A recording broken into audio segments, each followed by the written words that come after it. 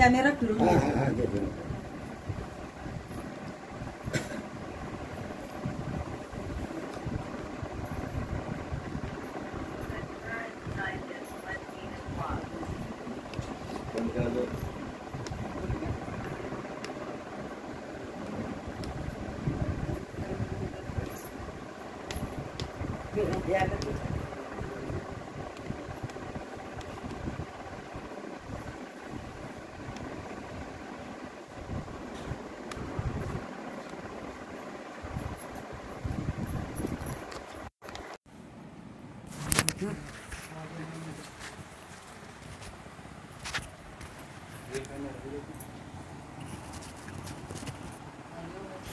जमलं जमलं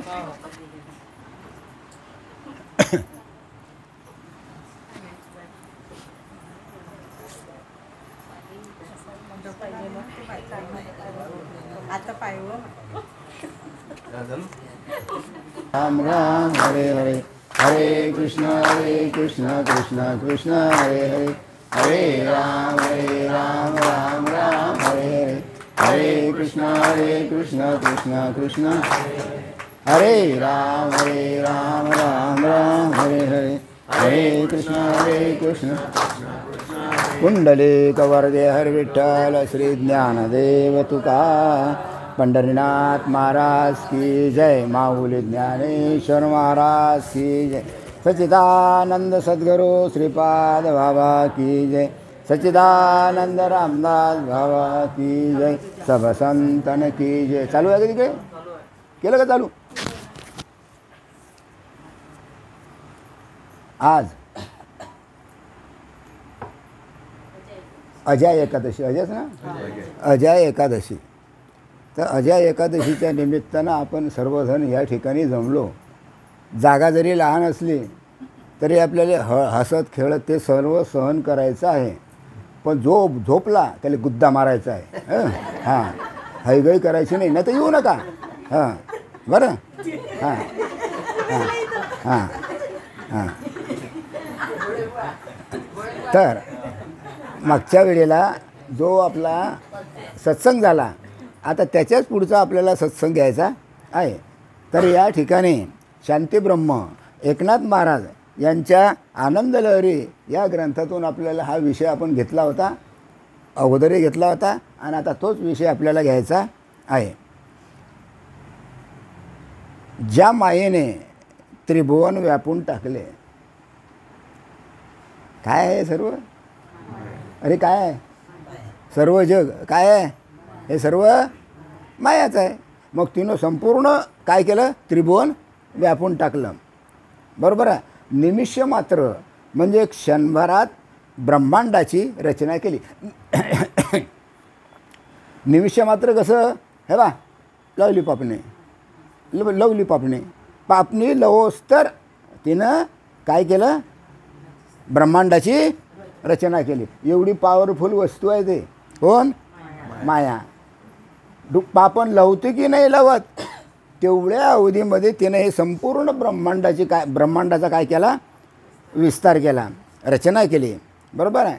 आणि जी सगुण रूपाने सर्व सृष्टीत विस्तारली, ती मायाचं सगुण रूपाने विस्तारली।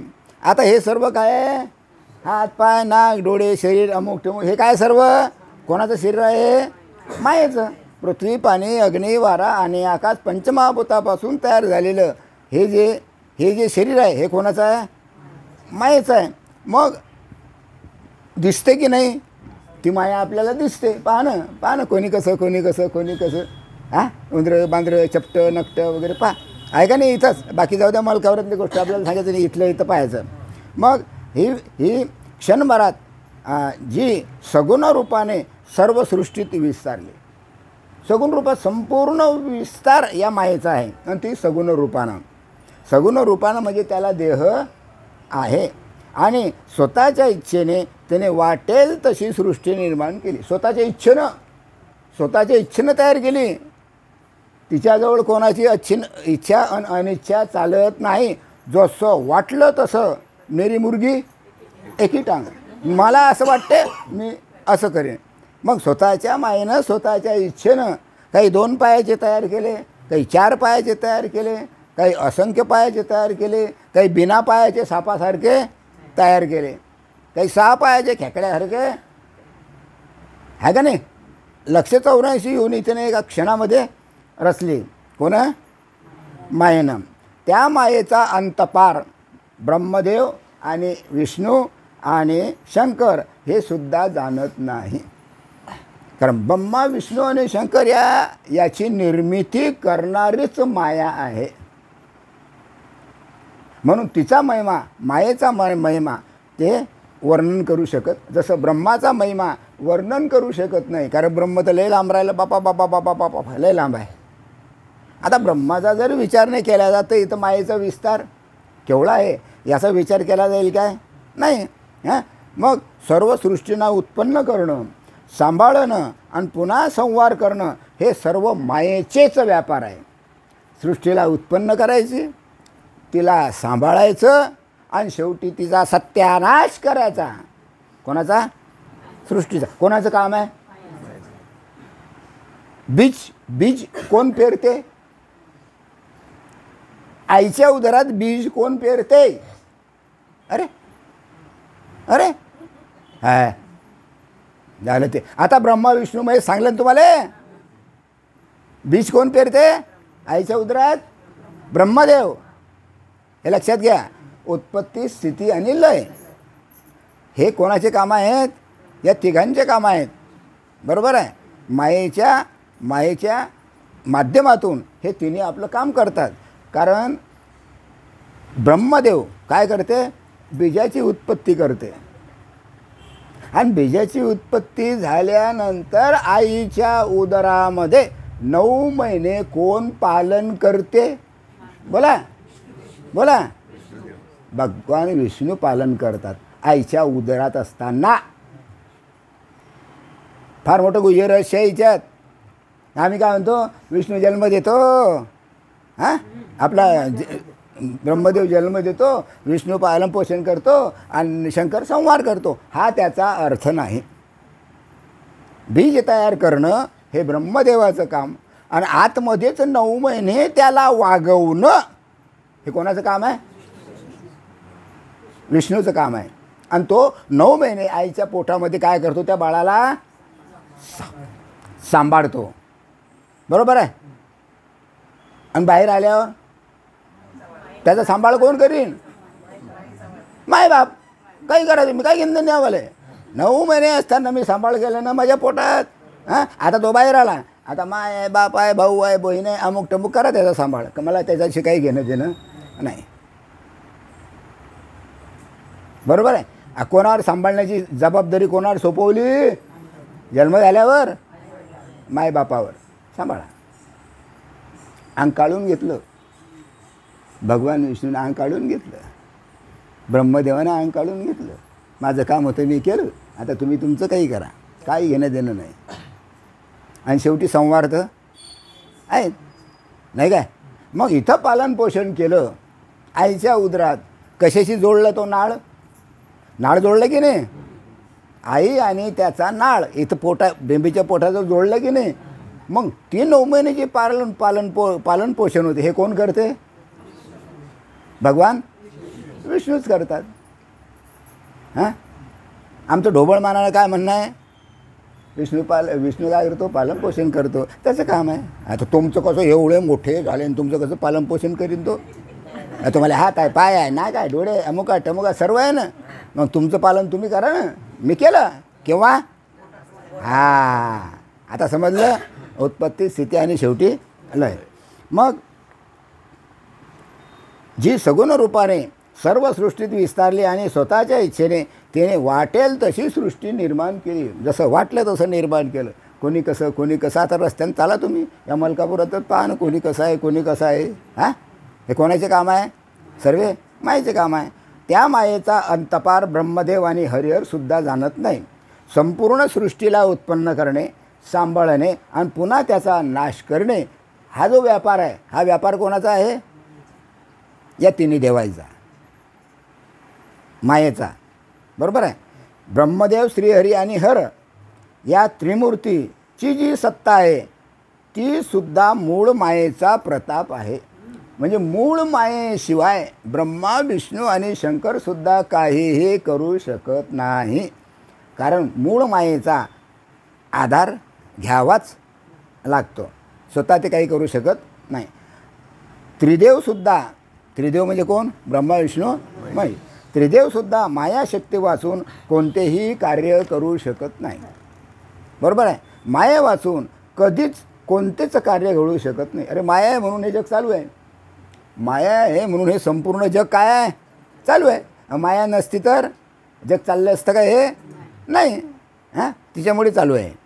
हां, अनेक कला कौशल्य चातुर्याने मायेने या अगाध ब्रह्मांड रचून तीच त्या सर्वांचे विसर्जनही करते. तीच जन्म देते, तीच पालनपोषण करते आणि शेवटी तीच विसर्जन करते, म्हणजे त्याचा नाश करते. कोण? माया. बरोबर आहे. असे अनेक वेळेला तिने अदृश्यपणे वर्तत असूनही करून दाखवले आहे. हे तिचेच काम आहेत मायेचे. स्वरूपाच्या ठिकाणी जी इच्छा प्रकट झाली, आत्मस्वरूपाच्या ठिकाणी जी तुमच्या आतमध्ये असलेली इच्छा प्रकट झाली त्या इच्छेलाच माया म्हणतात. माया म्हणजे इच्छा. तुमच्या आतमध्ये स्वरूपाच्या ठिकाणी जी इच्छा प्रकट झाली, म्हणजे आत्मस्वरूपाच्या ठिकाणी इच्छा प्रकट झाली आणि त्या इच्छेलाच काय म्हटलेलं आहे? माया म्हटलेलं आहे. बरोबर आहे. आणि तीच माया या संपूर्ण भूतमात्रांना प्रसवली. संपूर्ण जगाची निर्मिती 4 वेद, आपलं काय म्हणतात 184 ऋग्वेद, यजुर्वेद, सामवेद, अथर्ववेद, आपलं नाही आपलं हे काय अंडज, श्वेदज, उद्भिज आणि जारज, हे जे 4 खाणी आहे, या 4 खाणीची जी रचना आहे ही रचना कोणी केली? मायेनं केली आणि संपूर्ण सृष्टी प्रसवली. आणि तिने क्षणभरात चराचरात अथांग अशी सृष्टी एका क्षणामध्ये एवढी मोठी सृष्टी निर्माण केली. मग आता तिने जर एका क्षणात एवढी मोठी सृष्टी निर्माण केली तर एका क्षणात नाहीशी करण्याचं सामर्थ्यसुद्धा मायेचंच आहे. बरोबर आहे. याच मायेने, मग ही माया आहे, माया म्हणजे इच्छा. मग या मायेनं त्या शिवाला जीवपणा आणला. वास्तविक तो तर तुमच्या आतमध्ये असलेला जो आत्मा आहे, जो शिव आहे, तो त्या शिवाला या मायेनं जीवपणा आणला. आणि जीवपणा आणल्यामुळे तो 184मध्ये अडकला, म्हणजे सुख दुःखात अडकला. म्हणजे जीवपणा आणणारी कोण? माया. वास्तविक पाहता सर्व जन्मण्याच्या अगोदर शिवस्वरूपाशी एकरूप असतात. बरोबर आहे. पण एकदा बाहेर आला, आईच्या उदरातून एकदा बाहेर आला आणि नाळं खाणलं की देव तिकडे आणि हा इकडे.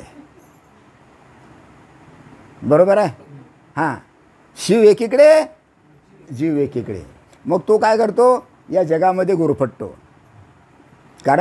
कारण तो कोणामध्ये जातो? तो जीवस्वरूपाला प्राप्त होतो. असते तो शिवस्वरूप, पण तो जीवस्वरूपाला प्राप्त होतो. मग जीवपणा आणणारी ही माया आहे. मायेनं तर जीवपणा आणला आणि सृष्टीची रचना केली. हां, त्याच्या मागे आणि मग काय केलं? त्याच्या मागे जन्म मृत्यूची परंपरा लावून दिली. जन्म मृत्यू, जन्म मृत्यू, जन्म मृत्यू, सुख दुःख चालू ठेव. जन्म मरणाची काय परंपरा लावून दिली मायेनं. अशी ही माया जबरदस्त आहे. जन्म मरण भोगत असताना सुख दुःखादी कठीण भोग जीव भोगायला लावून ती माया मात्र स्वतःच अलग राहिली. मायेचा आणि तुम्ही जे भोग भोगता त्याचा काहीही संबंध नाही. माया अलग. तुम्हाला सुखदुःख भोगून घेणारी, तुमच्याकडून सुखदुःख भोगून घेणारी कोण आहे? माया आहे. पण तरीसुद्धा ते तुमच्याहून कशी आहे? अलगच आहे. बरोबर आहे. अशी प्रबळ असणारी जी माया आहे, जिने संपूर्ण जगडंबर रचले, संपूर्ण जगाची काय केली? निर्मिती केली. सर्व जगाची उत्पत्ती झाली. नाही काय, केवढी मोठी कथन आहे. अरे भगवंताची जी शक्ती, जी इच्छा, तिलाच माया म्हटलेलं आहे. आणि या मायानं त्या शिवपणाला जीवपणा आणला. जीवपणा आणल्यामुळे तो 184 सुखदुःखामध्ये अडकला. अशा प्रकारे त्या मायेनं संपूर्ण जगडंबर निर्माण केलं, संपूर्ण जगाची उत्पत्ती केली. ती श्री गुरुकृपेच्या केवळ मिथ्या म्हणजे खोटे मृगजळ, खोटे खोटे मृगजळ होऊन राहिले. आणि स्वतः गुरुच्या पुढे ती माया खोटं खोटं उभी राहिली, मिथ्या उभी राहिली, मृगजळ होऊन राहिली. आता मृगजळ असते का नाही? मृगजळ म्हणजे काय? मृगजळ माहीत आहे काय? उन्हाळ्यामध्ये अशा झळा येतात, आपण पाहिलं की बापरे, ते मृगजळ. त्या मृगजळात काय असते? पाणी असते. तिथपर्यंत गेलं की पाणी असते की नाही? नाही. पुन्हा तितकंच लांब गेलं तरी त्या झळ्या तशाच चालू. आपल्याला वाटते हरिण काय करतं, मग पाहतो अरे मृगजळ आहे, अरे बापरे चला तिथं पाणी असेल. तो मृग काय करतो, पुन्हा तिथपर्यंत जातो, त्याला पाणी सापडतच नाही, कारण मुळात त्या ठिकाणी पाणीच नसते. अशी ही जी माया मृगजळाप्रमाणे आहे. म्हणजे कशी आहे? खोटी खोटी आहे. म्हणजे हरणाच्या दृष्टीनं मृगजळ आहे, बरोबर आहे. माणसाच्या दृष्टीनं मृगजळ आहे, पण ते खोटं आहे. आणि स्वरूपाच्या दृष्टीनं मृगजळ नाहीच. बरोबर आहे. मृगजळ होऊन राहिलेली आहे. शिव, ब्रह्मदेव, नारायण, योगीजन असणारे अनेक साधू संत स्वरूपामध्ये निमग्न झाले. हे स्वरूपामध्ये जेवढे काही संत होते हे आपल्या स्वरूपामध्ये निमग्न झाले. म्हणून यांना माया कधीही तोंड दाखवू शकत नाही. संताच्या पुढे माया चालत नाही. संताच्या पुढे माया टिकून राहत नाही, ते बाजूला होऊन जाते. बरोबर आहे.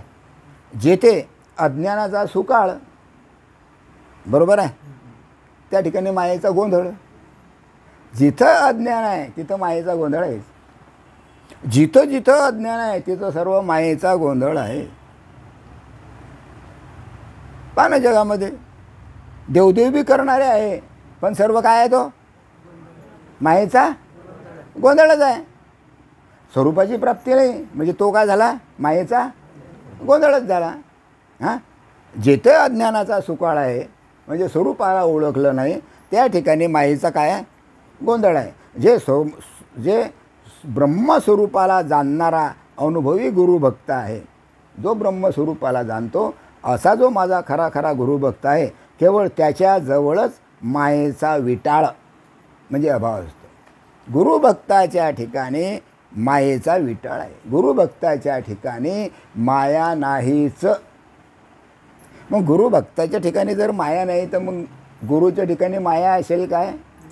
नाही. बरोबर आहे. जर मायेचा विटाळ म्हणाले तर एखाद्या अज्ञानाने स्थूल शरीराला धरून स्पर्शाचा विटाळ म्हणेल. आता मायेचा जर विटाळ म्हणलं तर अज्ञानी माणूस काय करेल? स्थूल शरीराचा विटाळ मानेल. याला धक्का लावला, जरा बाजूले हो, मला शिवू नको, आहे का नाही? जगामध्ये हेच सुरू आहे. अरे हेच सुरू आहे.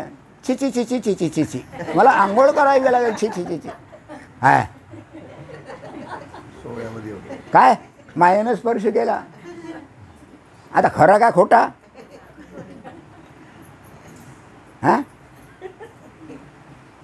कारण काय? खोटं आहे. कारण काय? त्या ठिकाणी आहे अज्ञान. अज्ञान आहे म्हणून तो शरीराचा स्पर्शाचा विटाळ करतो. अज्ञान आहे. वास्तविक आता त्याला विटाळ नाहीच, त्याला विटाळच नाही. तसा विचार करून विटाळ म्हणायचे तेथे तात्पर्य नाही. याला स्पर्शाचा विटाळ जे म्हणतील ते केवळ समूळ अज्ञानी जाणावे. स्पर्श करायचा नाही करायचा असं जे म्हणतील ते केवळ काय आहे? अज्ञानी आहे. ते कधीही त्या स्वरूपापर्यंत पोहोचू शकणार नाही. कारण भाषेविषयी बोलू गेले असता, भाषा म्हणजे आपली भाषा कोणती आहे? मराठी.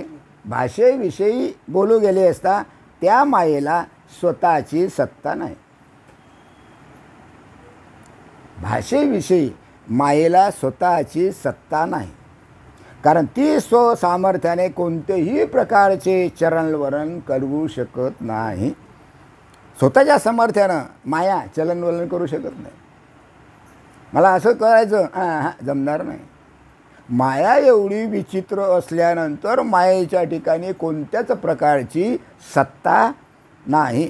ते स्वतः माया कोणत्याच प्रकारचं चलनवलन करू शकत नाही, हालूसुद्धा शकत नाही, असंही करू शकत नाही स्वतःच्या सत्तेनं. कोण? माया. बरोबर आहे. तिला चालवणारा कोण आहे? सच्चिदानंद ब्रह्म, आदिनारायण आहे.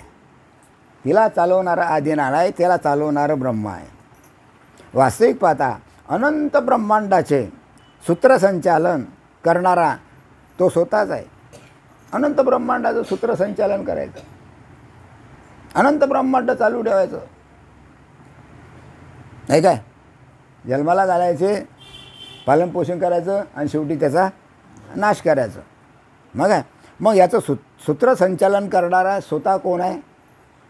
सूत्रसंचालन चालवणारा कोण आहे? हां, कोण आहे? अरे आदिनारायणच आहे. आदिनारायण नसलं तर हे काय होईल? मड. हे देह, हे शरीर काय आहे? मड आहे. मग चालते कोणा सत्तेवर? त्याच्या सत्तेवर. तो आपल्या आतमध्ये आहे, म्हणून तिची सत्ता आहे. आणि त्या सत्तेवर ती काय करून राहिली? काय करून राहिली? त्या सत्तेवर. त्याला स्वतःची सत्ता नाही. तो नारायण मायेच्या पडदा आत ठेवून सर्व जीव म्हणजे भूतमात्रांना चालवतो. अशा प्रकारे माया आहे. मायेच्या आतमध्ये मायेच्या आतमध्ये पडदा म्हणजे तो नारायण काय करतो? मायेचा पडदा आत ठेवून देतो आणि सर्व जीवमात्रांना तो काय करतो? चालवतो. वास्तविक पाहता नारायणाचा आणि त्या मायेचा वास्तविक पाहता अर्थार्थी काहीही संबंध नाही. पण नारायणच मायेचा पडदा पडदा आड घेतो. म्हणजे जीव भूतमात्रांना स्वतः चालवतो. आता नारायण मायेचा पडदा आत घेतो म्हणजे नारायणानं प्राबल्य कोणाला दिलं? मायेला. बरोबर आहे. म्हणून नारायणानं प्राबल्य हे मायेला दिल्यामुळे सर्व जीव त्या भूतमात्रांना स्वतःच चालवतो आहे. सर्व जीव त्या भूतमात्रांना स्वतःच चालवतो आहे. फक्त मायेचा पडदा आत. त्याच्या आतमध्ये कोण? नारायण. पुढे माया आणि हे बाकीचं हे जग नंतर तीच चालवते. पण कोणाच्या सत्तेनं? नारायणाच्या सत्तेनं. जसा मनोरंजनाकरता एखादा सूत्रधारी समाजाच्या समोर छाया मंडप तयार करून त्या मंडपासमोर एक पडदा, त्या मंडपामध्ये एका बाजूला स्वतः एक दीप लावून प्रज्वलित करतो. उदाहरण दिलं, त्या दिव्याच्या प्रकाशाने पडद्यावर सूत्रधाऱ्याने नाचविलेल्या बाहुल्याची छाया म्हणजे सावली पडते. आता काय होते? एक मोठा मनोरंजनाकरता मोठा छाया मंडप आहे, नाही काय? आणि इकडे त्याच्याजवळ काय असते? मोठा लाईट असतो. लाईटाचा प्रकाश असतो. मग तो काय करतो? पुढे राहून त्या बाहुल्या अशा त्याला म्हणतात छाया, अशा हलवतो. आपण असं केलं ना त्या दोन दिसतात. असं कधी केलं तर शून्य दिसते. असं कधी केलं तर असे म्हणजे अलग प्रकारे माणसाचे फोटो, बाहुल्याचे फोटो त्या छायेमध्ये दिसतात. त्या दिव्याच्या प्रकाशानं प्रकाशाने पडद्यावर सूत्रधाराला नाचविलेल्या बाहुल्याची छाया त्या सावलीवर पडते आणि मग ते सावली काय होते, त्या सावलीमुळे तो सूत्रधार काय करतो, नाचवतो. मग आता सूत्रधार जर त्या बाहुलीले नाचवतो हां, तर एखाद्या टाईमले 1 2 3 बाहुल्या आहे समजा, एखाद्या टाईमले एक बाहुली दुसऱ्या बाहुलीला मारते, मग ती खाली पडते मोठ्यानं रडते. कोण, बाहुली. आता खरं का खोटं, त्या चालवण्याची सत्ता कोणाजवळ आहे, त्या सूत्रधारावर आहे. तो जशी जशी सूत्र हलवतो दोरी तसं तसं ते बाहुल्या नाचतात. बरोबर आहे. व त्या सावलीत अनेक प्रकारचे हावभाव दाखवून तो सूत्रधारी एकटाच सर्व खेळ सर्व लोकांच्या समोर एकटाच असतो. तो लोकांच्या समोर सर्व खेळ करतो तो आणि लोकांचं काय करतो, त्या बाहुलीच्या द्वारे मनोरंजन करतो. त्या खेळामध्ये तो सूत्रधारी बरोबर आहे एकटाच बसून अनेक प्रकारचे हावभाव करून दाखवतो आणि मस्त लोकांचं मनोरंजन करतो समोर. बरोबर आहे. अनेक प्रकारच्या अचेतन बाहुल्या. मग आता सांगा त्या बाहुल्यामध्ये जीव आहे की नाही, त्या बाहुल्या तो हलवतो सूत्रधार, मग त्या बाहुल्या जीव आहे की नाही, हां त्या बाहुल्यामध्ये जीव नाही, कारण ते अचेतन आहे नाही का. कपड्याच्या बाहुल्या आहे आणि त्यात त्याचा जीव आला. हां अशा प्रकारे अचेतन बाहुल्या हा सूत्रधारी स्वतःच्या इच्छेने हव्या तशा नाचवतो आणि नाना प्रकारे हावभाव करून जगाला भुलवण्यासाठी तो खेळ करतो. आणि खेळ संपला की द्या हो 5 रुपये द्या, 10 रुपये द्या, 5 रुपये द्या आणि आपलं पोट भरतो. हां मग त्या बाहुल्या खऱ्या का खोट्या, खोट्या. पण कसब कोणाची, कसब कोणाची, सूत्रधाराची. केव्हा, पडद्याच्या आतमधून. तसं पडद्याच्या आतमधून जो चालवतो त्याला नारायण म्हणतात, पडदा आहे त्याला माया म्हणतात नाही का. हां मग एकाच्या हाताला एकाला मारतो ते दिलेलं आहे. स्वतःचं शंखध्वनी करतो, स्वतः शंख वाजवतो. कोण, तो बाहुल्या नाट्य करणारा सूत्रधार. वरतून माया झाले म्हणून स्वतःच विचारतो आणि मोठमोठ्याने हसतो. आपल्याला असं वाटते बाहुली हसून राहिली, आपल्याला वाटते बाहुली उड्या मारून राहिली असं आपल्याला वाटते, पण बाहुलीचा तिथं काहीही संबंध नाही. बरोबर आहे. स्वतःच परस्पर भांडण करणारे भांडण लावतो. भांडण काय करतो, भांडण लाव. आता ते भांडण लटकं खरं का खोटं, ते भांडण खरं का खोटं, हां खरं का खोटं, खोटं आहे. पण आम्ही त्याला काय करतो, खरं समजतो. हां काय मस्त सूत्रधारानं काय मस्त खेळ केला, वा वा वा वा, आम्ही त्यालाच खरं समजतो. बरोबर आहे. आणि त्याच्या हाताने अनेक प्रकारची पापे करवतो. बाहुल्यामध्ये एकमेकाच्या मारामाऱ्या करतात आणि ते बाहुली या बाहुलीचं पाप दाखवते, हे बाहुली त्या बाहुलीचं म्हणजे पापाचं हे करतो, पापे करतो. गाईच्या मागे वाघाला पळून वाघाकडून गाईला मारवतो. किंवा त्या पडद्या आडून तो सूत्रधार, समोर गाय असते कापडाची बनवलेली, त्याच्या मागून वाघ असतो. तो वाघ गाय पुढे आणि तो वाघ मागे. चालवतो कोण, सूत्रधारच चालवतो. अशा पद्धतीने तो सूत्रधारी अनेक प्रकारच्या पुतळ्या म्हणजे बाहुल्या भांडताना दाखवतो, अनेक प्रकारचे बाहुल्या नाचताना दाखवतो. आणि स्वतःच्या इच्छेने लटकाचा संसार करवतो. स्वतःच्या इच्छेनं खोटा संसार करवतो तो. वास्तविक पाहता त्या बाहुल्या कशा असतात, खोट्या असतात. त्याचे जिवंत असणं काय आणि मरणं काय, खरं का खोटं. जिवंत असल्या तरी खोटं, मरणं तरी खोटं, हे सर्व खोटं आहे. आरोप कसे आहे, खोटे आहे. पण अज्ञानी जीवाला त्या छाया मंडपातील खेळाच्या ठिकाणी सर्व गोष्टी खरं वाटतात. एखाद्याने ते बाहुल्याचं जर खेळ पाहिला ना तर आपल्याला ते खरं वाटतात. पहा ती बाहुली कशी होती, काय रागा आला तर डोळे कसे होते, आणि आता खाली पडले थापड मारली तर पहा कशी करते, तोंड घेऊन. ते सर्व कोण करते, तो सूत्रधार. बरोबर आहे. हां तो सूत्रधारी त्या खेळाच्या माध्यमातून अनेक प्रकारचे सुखदुःख झाल्याचे दाखवतो. परंतु विचार केला असता त्या सूत्रधाऱ्या वाचून त्या ठिकाणी दुसरं कोणीच नसते. फक्त एकटा सूत्रधारच असतो पाठीमागे पडद्याच्या आळे. फक्त सूत्रधार असतो आणि हा नुसता बावल्या सूत्रधार बावल्या चालवतो. तो एकटाच तिथं चेतन असतो. सर्व बावल्या अचेतन. फक्त सूत्रधार आहे तो फक्त चेतन असतो आणि तो चेतन असतो म्हणून बावल्या अचेतन बावल्या तो काय करतो चालवतो. मग भगवंत चेतन आहे बरोबर आहे. मग तो भगवंत किंवा ते परब्रह्म काय आहे ह्या अचेतन बावल्या चालवतात. काय अचेतन बावल्या. शरीर कशात झालं पंचमहाभूतात. काय आहे सर्व पृथ्वी पाणी अग्नी वारा आणि आकाश ह्या बावल्या आहे. ह्या अचेतन आहे. तो चालवतो पण कोणाच्या आळून मायेच्या आळून बरोबर आहे. तो एकटाच चेतन असतो. बाकीचे सर्व खेळात जाणाऱ्या काय असतात बावल्या असतात. मग कोण कोणाला सुख देणार आणि कोण कोणाला दुःख देणार. सुखी कोण आहे दुःखी कोण आहे. तिथं कोणीच सुखी नाही कोणीच दुःखी नाही.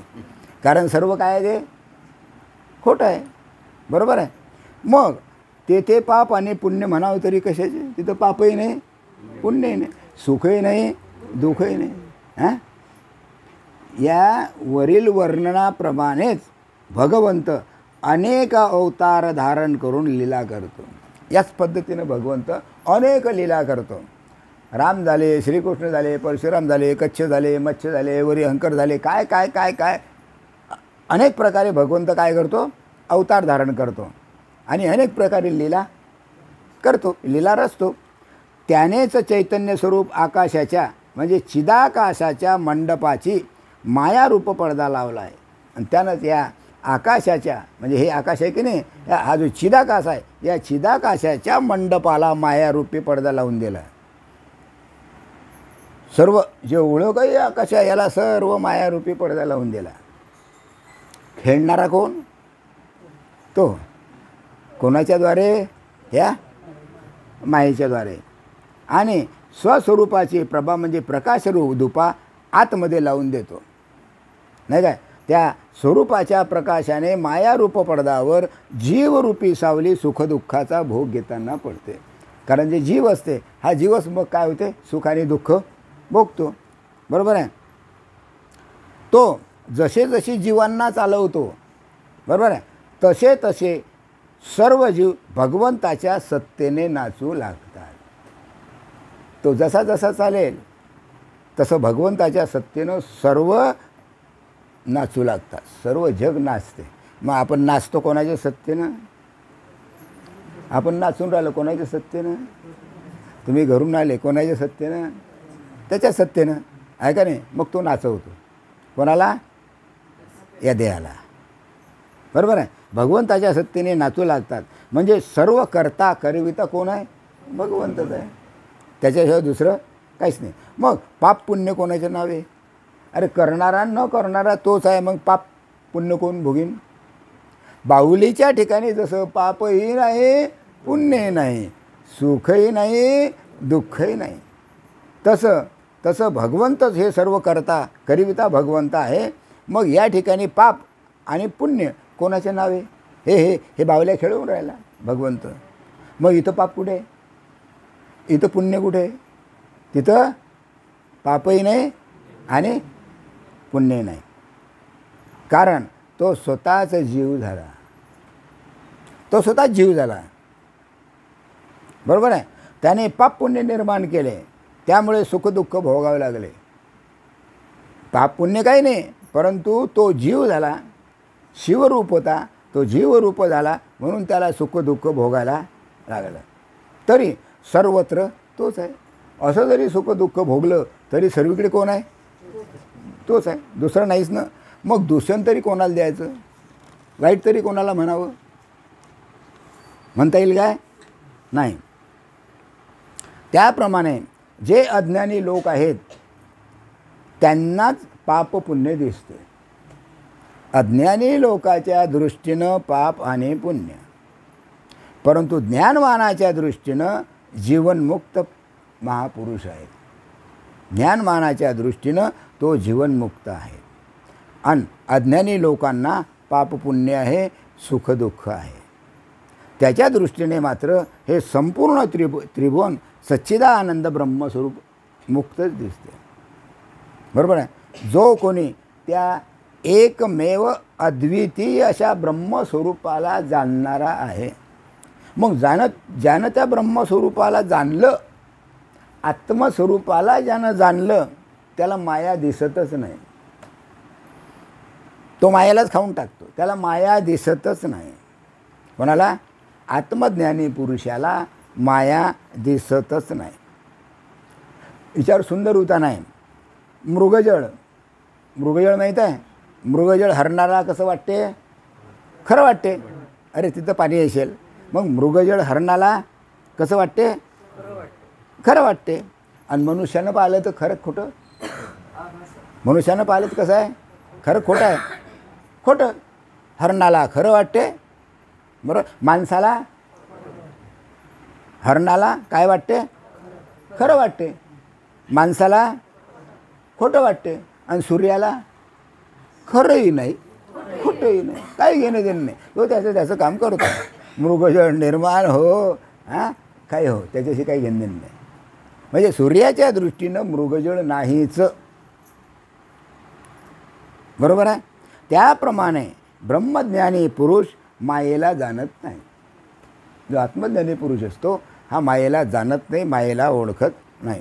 कारण ती त्याला दिसतच नाही. माया त्याला दिसत नाही. असा जो महापुरुष आहे, तो महापुरुष म्हणजे ज्ञान रूप सूर्य आहे. त्याला सूर्य म्हटलेलं आहे. आणि माया मृगजळ आहे. माया कोण आहे? मृगजळ आहे. सूर्य ज्याप्रमाणे मृगजळाला जाणत नाही, तसा ब्रह्मज्ञानी महापुरुष केवळ ब्रह्मस्वरूपालाच जाणतो, मायेला जाणत नाही. बरोबर आहे.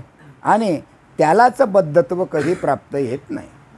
त्या महापुरुषाच्या ठिकाणी कधीच बद्धत्व प्राप्त होत नाही. बद्धत्व नाही, तो मुक्तच आहे. बरोबर आहे. ज्याला माया मिथ्या म्हणजे माया खोटी, म्हणजे स्वरूपवान व बाधयोग्य खोटी आहे अशी कळाली की सामान्य रूपाने पाहिले असता देहात दिसतो, परंतु तो देहात असूनही विदेहीच असतो. सत्पुरुष हा देहामध्ये असून विदेहीच असतो देहात तो, पण तो विदेही असतो. कारण त्याला जन्म मरणाची कधी भीती वाटतच. त्याच्याजवळ जन्मही नाही, मरणही नाही, कारण तो मुक्त असतो. कारण तो सच्चिदानंद स्वरूपाच्या डोहामध्ये मस्त क्रीडा करत असतो. त्या भगवत स्वरूपामध्ये तो त्या भगवत स्वरूपाचा काय करतो? आनंद उपभोगत असतो. ज्याप्रमाणे ज्याला आत्मस्वरूपाचे ज्ञान प्राप्त झाले नाही, आता इथं तर तसं काही नाही, सर्व तसेच आहे. ज्याला आत्मस्वरूपाचं ज्ञान प्राप्त झालेलं नाही, त्यालाच खऱ्या अर्थाने देहाचे बंधन आहे. त्याला ते देहाचं बंधन आहे. आता देहाचं जर बंधन आहे तर या देहानं तो काय केला? बांधला गेला. कारण त्याला आत्मज्ञान नाही, म्हणून या देहाचं बंधन आहे त्याला. आणि विचारसत्ता कोणाची आहे? मायेची आहे. बरोबर आहे. आणि म्हणून त्याला सुख दुःख व कठीण असणारे जन्म मरण भोगायला लागते.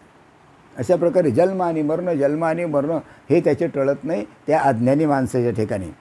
जे कोणी सद्गुरूचे अंकित झालेले आहे, आता हे झालं पाप पुण्याच्या गोष्टी. ब्रह्मस्वरूपाच्या ठिकाणी पापही नाही, पुण्यही नाही. बरोबर आहे. मायेच्या ठिकाणी, स्वरूपाच्या ठिकाणी मायाही नाहीच. बरोबर आहे. मग जे कोणी सद्गुरूचे अंकित झालेले आहे, म्हणजे ज्याच्यावर सद्गुरूची कृपा आहे, त्यांच्यासाठी देह हा फार दुर्लभ आहे. गुरुची कृपा झाली, देह दुर्लभ आहे. देह हा अतिशय दुर्लभ आहे. सद्गुरूची अंकित झालेले आहे. जो कोणी सद्गुरूचा अंकित झालेले आहे त्याच्या ठिकाणी देह फार दुर्लभ आहे. आता दुर्लभ आहे याचा अर्थ काय? सद्गुरूची कृपा होऊन आत्मज्ञान प्राप्त होते आणि तो आत्मज्ञानाचा परिपाक होऊन मी आत्मा ब्रह्मरूप आहे असा दृढ अपरोक्ष ज्ञान त्या गुरुभक्ताला प्राप्त होते. परंतु हे अतिशय कसं आहे? दुर्लभ आहे. केवढं मोठं मलकापूर पाहणं काही आहे काय? काहीच नाही, काहीच नाही. आणि ज्यावेळी तो स्वतःला पूर्ण ब्रह्म समजतो त्यावेळी त्याच्या ठिकाणी असणारा हा जो देहभाव आहे हा देहभाव समोर नाहीसा झालेला आहे. पूर्ण ब्रह्मज्ञानी पुरुषाच्या ठिकाणी हा देहभाव खोटा आहे, त्याच्या ठिकाणी देहच नाही. आणि अशा प्रक्रियेने एकदा का देहभाव निघून गेला की तो सद्गुरू कृपांकित भक्ताच्या समोर कधी येतच नाही. एकदा गुरुची कृपा झाली की माया तिथं येणार नाही. बरोबर आहे? म्हणजेच देहभावाला पाहणे त्याला फार दुर्लभ आहे. म्हणून मनुष्य जन्म कसा आहे? दुर्लभ. म्हणजे देहभावाला पाहणे त्याला फार दुर्लभ आहे, कारण तो या देहभावाला पाहतच नाही. बरोबर आहे?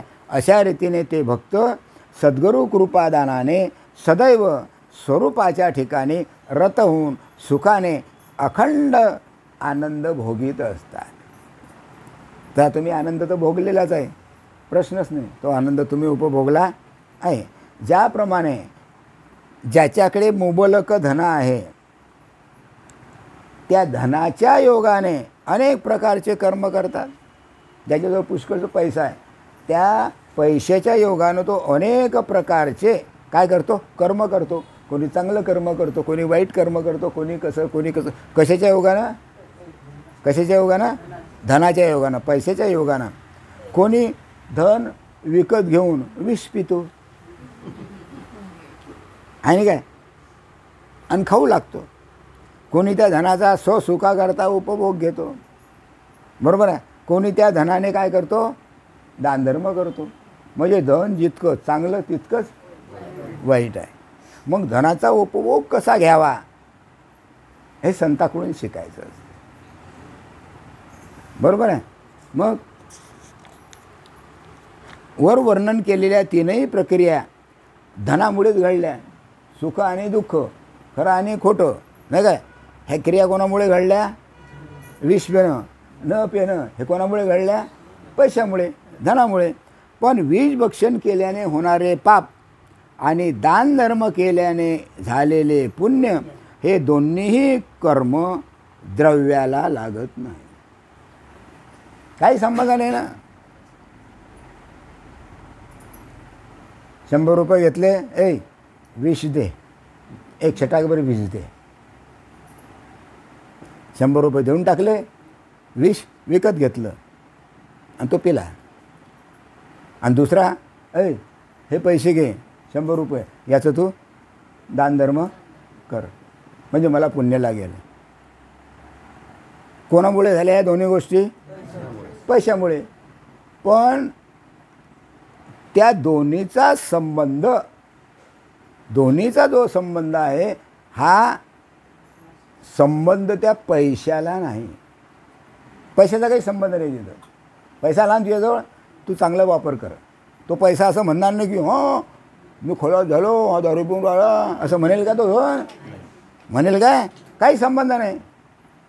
पैसा जवळ आहे, काही संबंध नाही धनाचा. धनाचं काम धनानं केलं. काय? कोणी दारू पिलं, कोणी विष घेतलं, कोणी मेला, कोणी दानधर्म केला. हे धनाचं काम धनानं केलं. पण त्याचं पाप पुण्य त्या धनावर लागलं काय? त्या पैशावर लागलं आहे त्याचं पाप पुण्य? त्याला काही घेणं नाही, तुम्ही काही करा. बरोबर आहे? म्हणजे धनाला पाप पुण्याचे दूषण लागत नाही. ज्याने धन खर्च केले त्यालाच पाप पुण्याचा संचित भोगावे लागते. ज्यानं धन खर्च केलं त्याच पाप पुण्य लागेल. पैशाला कशाला पाप पुण्य लागेल? पैशानं पैशाचं काम केलं. कर्म प्रत्यक्ष धनामुळे जरी झालेले असले तरी धन मात्र त्या कर्माहून वेगळं आहे. धनाचा आणि त्या कर्माचा अर्थार्थी काहीही संबंध नाही. बरोबर आहे. त्याप्रमाणे देह अहंकाराच्या योगाने, हा जो देहाचा अहंकार आहे, या योगाने बद्ध आणि मुक्तपणा जीवाला भोगावे लागतात. कोणी बद्ध असतो, कोणी मुक्त असतो. जीवाला ते काय करावं लागते? भोगावं लागते. हे बद्धत्व आणि मुक्तत्व कल्पित आहे. बद्धत्व आणि मुक्तत्व कसं आहे? कल्पित आहे. कल्पित म्हणजे मानलेलं आहे, खोटं आहे. बरोबर आहे. आत्मस्वरूपाशी त्याच्या कोणत्याही प्रकारचा संबंध नाही. पाप नाही आणि पुण्यसुद्धा नाही.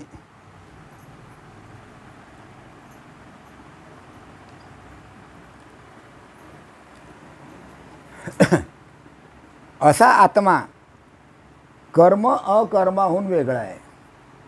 आत्म्याच्या ठिकाणी पापही नाही आणि पुण्य नाही. पाप पुण्यापेक्षा आत्मा कसा आहे? अलग आहे. तो सुखदुःखाचा साक्षी आहे, पण सुखदुःख त्याला भोगावं लागत नाही. तसा देहसुद्धा जळ आहे. हा देह कसा आहे? जळ आहे. जळ म्हणजे दगडासारखा. तो स्वतःहून कर्मात प्रवृत्त होऊ शकत नाही. देह जळ असल्यामुळे कर्म करा का नका करू, या देहाला त्याच्याशी काहीही घेणं देणं नाही. मग हे अनेक कर्म करून सुखदुःख कोण भोगतो? आता कर्म तर सुरू आहे आणि सुखदुःख भोगणं तर सुरू आहे. मग हे सुखदुःख भोगतो कोण? आत्मस्वरूपाच्या ठिकाणी काय सुखदुःख नाही. बरोबर आहे. मग जीवपणा तो सुखदुःख भोगतो. मग जीवपणा सुखदुःख भोगतो. कसं काय भोगतो? हे तिकडे ठेवू आहे म्हणून मिळालं आहे.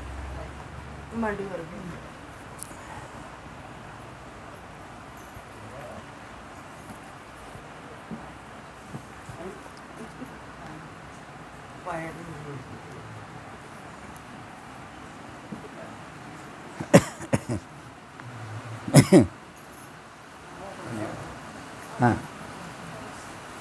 मग अनेक प्रकारचे कर्म करून सुखदुःख कोण भोगतो? कर्म तर करून राहिले की नाही तुम्ही? कर्म सुरूच आहे. कोणी चांगलं कर्म करते, कोणी वाईट कर्म करते. मग सुखदुःख तुम्हाला आहेत की नाही? मग कोण भोगतो? असे म्हणत असाल तर तो आत्मस्वरूपाच्या ठिकाणी असणाऱ्या कल्पित अज्ञानाने प्राप्त झालेला असतो. त्याच्या ठिकाणी जे अज्ञान आहे त्या अज्ञानामुळे तो पाप पुण्य भोगतो. अज्ञान नाहीसं झालं, स्वरूपाची प्राप्ती झाली की पाप पुण्याचा तिथं काहीही संबंध नाही. बरोबर आहे. कारण तो कसा आहे? जीव आहे. जो सुखदुःख भोगतो वास्तविक चैतन्य स्वरूप आत्मा आणि जड देह. चैतन्य स्वरूप आत्मा आणि हे जड शरीर. बरोबर आहे. दोन्हीही कर्माशी आणि सुखदुःखाशी संबंधित नाही. काय? कल्पित ज्ञान हां तो वास्तविक चैतन्य स्वरूप आत्मा आणि हा देह. आत्मा आणि हा देह. बरोबर आहे. हे दोघंही कर्माशी किंवा सुखदुःखाशी संबंध नाही. याचा काही संबंध नाही. कर्माचा त्याचा काही संबंध नाही. जे लोक अनेक प्रकारचे पातके करतात, करून राहिले का नाही पातकं, त्यांना काय देह सांगतो? पाप करा. पाप करून राहिले की नाही? कोणी किती खोटं बोलतो, कोणी काय करते, कोणी काय करते. पाप चालूच आहे जगामध्ये. इतकं पाहिलं तुम्ही यूट्यूब पहा, अरे जिकडे तिकडे पापच पाप आहे. मग तो देह सांगतो काय त्याला तू पाप कर? हे शरीर सांगते का पाप कर? नाही सांगत. बरोबर आहे. किंवा जे श्रीहरीची शरणागती करतात त्यांना काय देह सांगतो की मला शरण या? देव काही सांगत नाही. देव रिकामा नाही. ते सर्व तुमच्यावर अवलंबून आहे. देव काहीच करत नाही. याच्याशी संबंध नाही देहाशी आणि आत्मस्वरूपाशी त्याचा संबंध नाही. कोणाचा? पाप पुण्याचा किंवा सुखदुःखाचा. देहाकडे पाहिले असता तो अचेतन. हा जो देह आहे हा कसा आहे? अचेतन आहे. हां नाही का? अचेतन म्हणजे जळ. जळ म्हणजे दगडासारखा. दगड कसा आहे? जळ आहे. आता त्याच्यामध्ये दगडामध्ये चेतनत्व आहे काय? त्याला म्हटलं बोल दगडा बोल, बोलेल का तो? नाही. कारण तो कसा आहे? तो कसा आहे? जळ. हां तसा हा देहसुद्धा जळ आहे. कशासारखा? दगडासारखा. हां, अचेतन आहे. चेतन नाही, अचेतन आहे तो. हां, त्याला पाप पुण्याचे दूषण म्हणजे त्यावर पाप पुण्याचा आरोप कसा होईल? मग आता या देहावर पाप पुण्याचा आरोप कसा होईल? अरे हे जळ आहे ना, मेल्यावर हे जाळल्या जाते. मग या देहावर पाप पुण्याचा आरोप कसा घेता तुम्ही? या देहाला पाप पुण्य कसा काय लागेल? आरोप कसा काय घेता? हां, जो जीव या जळ देहापासून कर्म करून घेतो, जो जीव या देहापासून देहाकडून कर्म करून घेतो, तो स्वतःच त्या सुखदुःखाचा भोगाचा अधिकारी असतो. या जीवानं चांगलं आणि वाईट कर्म केलं या शरीराच्या द्वारे, तर मग त्याला याच शरीराच्या द्वारे ते भोगावं लागणार आहे. वाता हे जळ आहे, पण त्याला ते भोगावंच लागणार आहे, टळणार नाही. बरोबर आहे? कोणाला? जीवाला. त्यामुळे जीवाला सुखदुःखाचा भोग घडतो. जीव सुखदुःखामध्ये पडतो. तो काय कठीण काम आहे. उदाहरण दिलं आहे, जसे लाकडाची बाहुली करून तिच्या ठिकाणी सर्व इंद्रिय निर्माण केले. आता लाकडाची सुतार काय करतो? लाकूड आहे, लाकडाची मस्त बाहुली निर्माण करतो. नाक, डोळे, हात, पाय, नाही काय, कपडे बनवतो वगैरे, सुंदर दिसते ते बाहुले. कोण तयार करतो? सुतार, नाही काय. जशी लाकडाची बाहुली करून तिच्या ठिकाणी सर्व इंद्रिय निर्माण करतो, सर्व अवयव निर्माण करतो, परंतु जर तिला चालविणारा कोणीतरी चेतन असला पाहिजे ना. बाहुली तर निर्माण केली, पण त्या बाहुलीला चालवणारा कोणीतरी चेतन असला पाहिजे ना, आत्मस्वरूप असला पाहिजे ना, त्याला जीव असायला पाहिजे ना, तर तो चालू करून. एक बाहुली दुसऱ्या बाहुलीला कसं काय निर्माण करेल? किंवा एक बाहुली, नाही काय, दुसऱ्या बाहुलीचं सुखदुःख कसं जाणेल? काही संबंध नाही, कारण दोन्ही कसे आहेत? जळ आहे. दोन्ही कसे आहे? जळ आहे. मग चालवणारा चेतन कोणीतरी असला पाहिजे. बाहुली चालवायची असली तर चेतनच पाहिजे. आता आपली पृथ्वी, पाणी, अग्नी, वारा आणि आकाश पंचमहाभूतापासून हे शरीर झालं, हे जळ का चेतन? जळ आहे का चेतन आहे? जळ आहे. मग या बाहुलीला किंवा या शरीराला चालवणारा कोणीतरी आहे ना, तो आहे आत्मा. अरे आत्मा आहे म्हणून हे शरीर चालवून राहिलं. आत्मा नसता तर, बरोबर आहे, तर ती कोणाच्या प्रकारची हालचाल करू शकत नाही. म्हणजे त्या बाहुलीच्या ठिकाणी सर्व इंद्रिय असून सुद्धा ते बाहुली प्रेतरूपच आहे. एवढी सुंदर बाहुली आहे. हां, तर बाहुली असून सुद्धा ती कशी आहे? ती प्रेतरूपच आहे. कोण? बाहुली.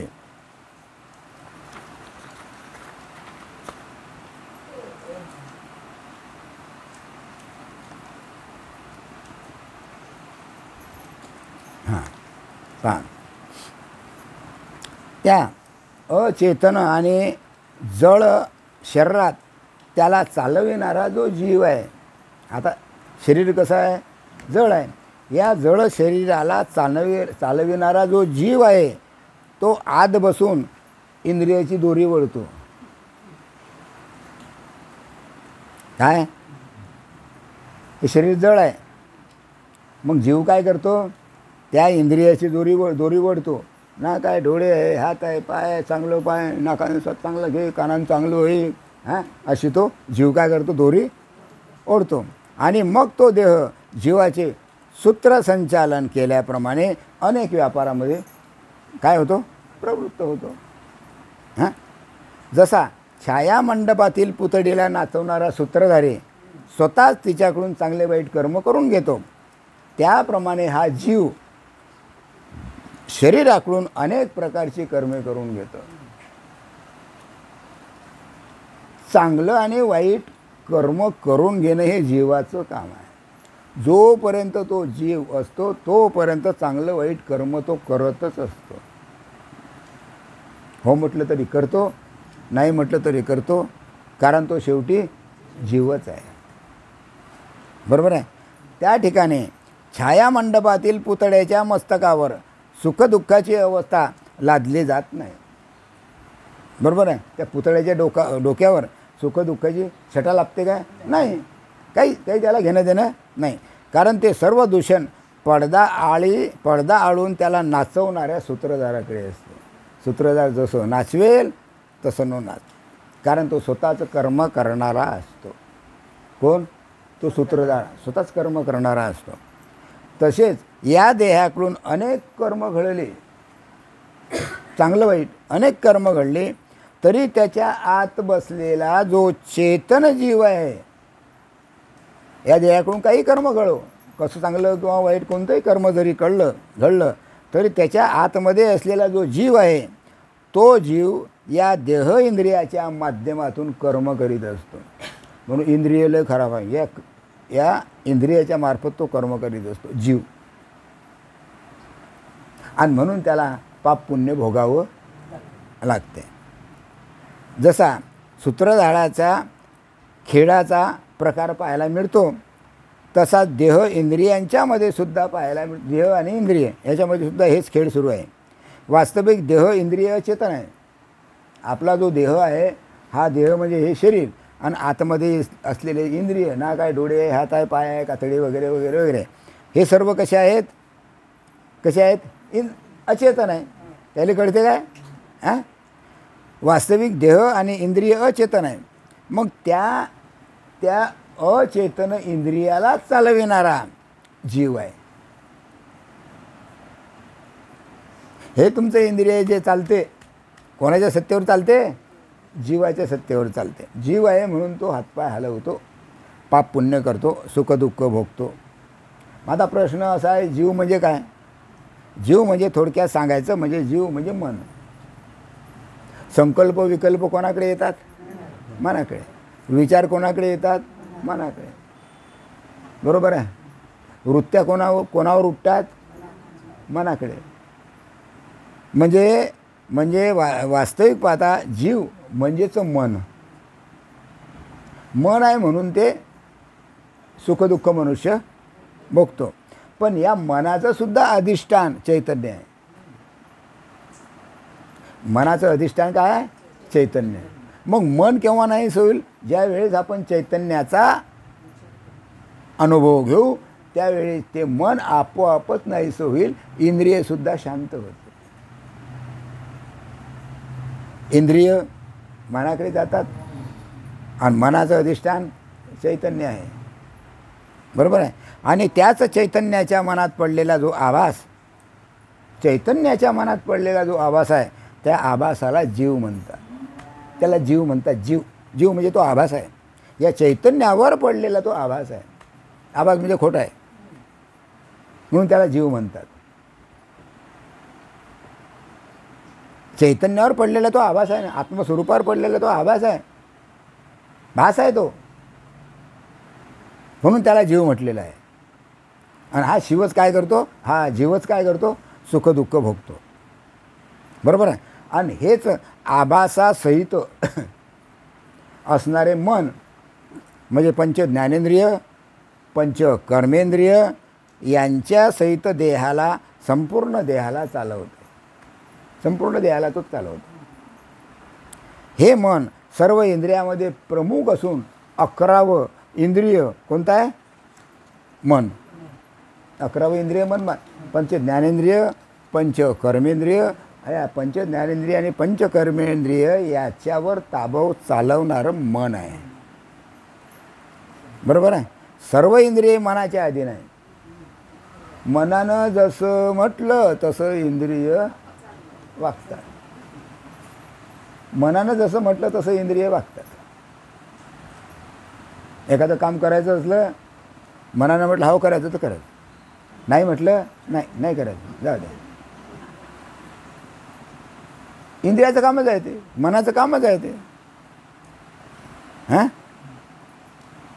म्हणून सर्व इंद्रिय मनाच्या अधीन आहे. म्हणून मनाला इंद्रियाचा स्वामी म्हटलेला आहे. म्हणून मनाला इंद्रियाचा स्वामी म्हटलेला आहे. कारण या मना वाचून सर्व इंद्रिय काही सुखदुःख भोगतच नाही. मन असलं तर सुखदुःख भोगते. पण त्या मनाला सुद्धा चालविणारा चेतन आत्मा आहे. बरोबर आहे. हां, ज्याच्यावर सद्गुरूची कृपा होते त्याचे मनपणच विसरून जाते. गुरुची कृपा झाली की मनपण विसरून गेलं. मनच शिल्लक राहत नाही. मन त्या स्वरूपाशी एकरूप होऊन जाते. म्हणून ज्ञानेश्वरीचं सांगितलेलं भगवंतानं, तू मन हे मीच करी, माझी या भजने प्रेम धरी आणि सर्वत्र नमस्कारे मज. अरे बाबा, तुझं मन माझ्या स्वरूपाशी एकरूप कर. म्हणजे आपलं मन भगवंताच्या स्वरूपाशी एकरूप झालं पाहिजे आणि ते सद्गुरू कृपेनं होते. तसं अजून बी मन कसं भटकूनच राहिलं, फिरून पण मनाला ताब्यात ठेवणारं जे आपल्याजवळ आहे ते कोणाजवळच नाही. झटकन आपण बदल करू शकतो त्याच्यात. हां, कारण मनाला प्रगट करण्याकरता कारणीभूत अविद्या आहे. म्हणून अविद्या नष्ट करण्याकरता ज्ञानाची आवश्यकता आहे. आणि ज्ञान गुरु कृपेशिवाय ज्ञान नाही. एकदा ज्ञान झालं की मनाचा संबंध नाही, सुखदुःखाचा संबंध नाही, कशाचाच काही संबंध नाही. हां, कारण मनच मनपणानं विसरून जाते. तिथं मनचं शिल्लक राहत नाही. मनच निराश शिल्लक. आता पहा ना, आपण नाम घेतल्यावर तर अवस्थेला बसतो की नाही. आता अवस्थेला बसल्यानंतर आपलं लक्ष कुणीकडे जाते? बाहेर जाते काय? जाते काय? कारण आपलं मन त्या स्वरूपाशी काय होऊन जाते? एकरूप होऊन जाते. स्वरूपाशी काय होऊन जाते? एकरूप होऊन जाते. म्हणून अवस्थेला बसणं महत्त्वाचं आहे. कारण ते सर्वात महत्त्वाचं आहे. मनाला ताब्यात ठेवणारं मन जिंकायचं असेल तर अवस्थेला नामस्मरण करा. म्हणजे मन इकडे तिकडे भटकणार नाही. कारण मन हीच अविद्या आहे. अविद्या म्हणजे अज्ञान, अज्ञान म्हणजे जीव, जीव म्हणजे सुखदुःख, सुखदुःख म्हणजे पापुण्य. हां, काय आहे? अविद्येच्या योगाने मन प्रगट होऊन कल्पना तयार झाली. अज्ञान आहे, अज्ञान आहे. मग अज्ञानं काय झालं? मन प्रगट झालं. अज्ञानानं मन प्रगट झालं. आणि मन प्रगट झाल्यानंतर त्या मनाच्या ठिकाणी संकल्प विकल्प सुरू झाला. अनेक प्रकारच्या वृत्त्या उठल्या. हे करू दे. सकाळी उठल्यापासून तर झोपेपर्यंत आपल्या ह्या कल्पना काही जात नाही. उठल्यापासून झाली सुरुवात होते. आणि आत्मस्वरूपाच्या ठिकाणी या कल्पना अविद्येमध्ये जीवपणा आणतात. आणि म्हणून आत्मस्वरूपाच्या ठिकाणी ही जी कल्पना आहे, ही कल्पना जी आहे, ही कल्पना काय होते? त्या जीवाला जीवपणा आणते. ज्याच्यावर श्री गुरुकृपा होते त्याच्या ठिकाणी असणारी अविद्या खलास. गुरुकृपा झाली की शिष्याच्या आतमध्ये असलेली जे अज्ञान आहे, जी अविद्या आहे, ही अविद्या निवृत्त होते. म्हणजे नाहीशी होते, शिल्लकच राहत नाही. आणि अविद्या गेली की अविद्येचं जे कार्य आहे, बरोबर आहे, ते कार्यसुद्धा विरून जाते, नाहीसं होऊन जाते, खलास होऊन जाते, शिल्लकच राहत नाही. बरोबर आहे. म्हणजे कारणासह वर्तमान मनाची निवृत्ती होते. मनाची निवृत्ती होते. मग त्या स्वरूपाशी एकरूप झालं की झालं काम. हां, आणि एकदा का मन विरून गेले की मग संकल्प विकल्पांना कोणत्याही प्रकारचे स्थान शिल्लक राहत नाही. त्याच्याकरता आपलं मन भगवंताच्या स्वरूपाशी एकरूप करणं महत्त्वाचं आहे. त्याच्याकरता अवस्थाही आहे, त्याच्याकरता आपला प्रपोज झालेला आहे तेही आहे. आमच्या ज्या वृत्ती उठतात त्या वृत्ती स्थिर करणं हे नामाचं काम आहे. वृत्ती स्थिर करणं हे प्रबोधाचं काम आहे. मन जरी इकडे तिकडे भटकलं तरीसुद्धा त्या ठिकाणी त्याच्या ठिकाणी असलेलं जे अज्ञान आहे, हे अज्ञान मात्र शिल्लक राहत नाही आत्मस्वरूपाची प्राप्ती झाल्यानंतर. म्हणून संकल्प विकल्प कोणत्याही प्रकारचे स्थान त्या ठिकाणी शिल्लक राहत नाही. संकल्प विकल्प नाही, विचार नाही, नाही काय, या संकल्प विकल्पाचा अभाव झाला, बरोबर, की त्या ठिकाणी त्याच्या ठिकाणी असलेलं जे द्वैत आहे, हे द्वैत काय होते? नाहीसं होऊन जाते. आणि द्वैत नाहीसं झालं की एक शुद्ध परब्रह्मच त्या ठिकाणी शिल्लक राहते. काय एक परब्रह्म शिल्लक राहते, बाकी काहीच नाही. आणि तो सद्गुरू कृपांकित ब्रह्मज्ञानाने संपन्न झालेला साधक मोक्षाचा अधिकारी होतो. मग तो मोक्षाचा अधिकारी होतो आणि मोक्ष सुखाचा तो मालक होतो. त्यावेळी तो मोक्षाचा अधिकारी होतो. मोक्ष त्यावेळेस मिळते त्याला, कारण त्याच्या ठिकाणी असलेलं अज्ञान काय होऊन जाते, नाहीच होऊन जाते. अज्ञान शिल्लक राहत नाही. सद्गुरू कृपे वाचून मोक्षप्राप्तीचे साधन कधीच होऊ शकत नाही. काय सद्गुरू कृपेशिवाय मोक्षप्राप्तीचे साधन होऊ शकत नाही. सद्गुरूची कृपा असेल तरच मोक्ष प्राप्त होतो. मोक्ष प्राप्त होण्याकरता सद्गुरूची कृपा पाहिजे. ते जर नसेल तर मोक्ष प्राप्त होत नाही. तुम्ही काहीही करा, मोक्ष नाही प्राप्त. सद्गुरूची कृपा आवश्यक आहे. मग सद्गुरू कृपे वाचून मोक्षप्राप्तीचे साधन कधीच होऊ शकत नाही. आणि जीवाचे जन्म मरणाचे जे बंधन आहे, हे बंधन कधीच चुकत नाही. त्याच्याकरता सद्गुरूची कृपा महत्त्वाची आहे. बरोबर आहे. असा श्री गुरुचा अगाध असणारा महिमा आहे की तीच कृपा करून जन्म मरणाचे बंधन चुकवून मोक्ष प्राप्त करून दे. काय तेच काय करतात, कृपा करतात. तुमच्या ठिकाणी असलेलं जन्म मरणाचं जे बंधन आहे, हे बंधन नाहीसं करतात आणि तुम्हाला मोक्षाचं द्वार उघडं करून देतात. कोण कोण सद्गुरू. एकदा श्री गुरुचा महिमा असून सुद्धा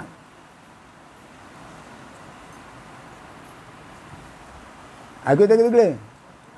हां, एक एवढा श्री गुरुचा महिमा असून सुद्धा काही अनेक श्री गुरुला शरण गेलेल्या भक्ताची निंदा करतात. गुरुचा एवढा महिमा आहे हे सर्वांना माहीत आहे, पण जे गुरुला शरण जातात, बरोबर आहे, त्या भक्ताची काय करतात, निंदा करतात. आणि भक्ताची निंदा करू नये, कारण जसे तुम्ही शरण गेले तसं ते सुद्धा शरण घेतात. मग निंदाचा काय संबंध आहे तिथं. हां, काही लोक श्री गुरूंना मानतच नाही. काही लोक गुरुला मानतच नाही. केला म्हणजे केला, आहे म्हणजे आहे, बस झालं. मानतच नाही. हे गुरु आहे हे मानतच नाही. नुसतं नावाला हो कोण आहे, गुरु आहे, हो कोण आहे, गुरु आहे, खलास. काही याच्या व्यतिरिक्त काहीच नाही. आमचे गुरु, बस झालं. म्हणजे गुरुला मानतच नाही. असे कितीतरी मलकापुरात आहे ते गुरुला मानत नाही. कितीतरी आहे असे गुरुला मानतच नाही. आहे म्हणजे